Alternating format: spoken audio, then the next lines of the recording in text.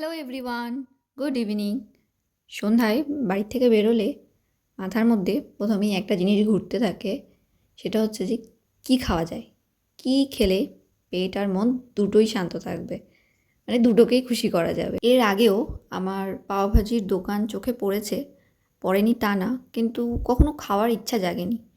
আজকে first time pav bhaji দেখে প্রচণ্ড খেতে ইচ্ছা করছিল আর নিয়েও নিলাম। আর খেতে তো দারুণ ছিল। আমরা খাওয়ার পর আরও দুটো প্যাক করে বাড়িতে নিয়ে এসেছিলাম, এত ভালো লেগেছিল আমাদের। এরপর আরেকটা দোকানের সামনে এসে আমরা দাঁড়িয়ে পড়েছি, যেখানে চিকেন আর ফিশের অনেক আইটেম ছিল। সেখান থেকে আমরা ফিশ বাটার ফ্রাই আর চিকেন স্প্রিং রোল নিয়েছি। ফিশ বাটার ফ্রাইটা নিয়ে তো কোনো কথাই হবে না, খুব ভালো ছিল খেতে।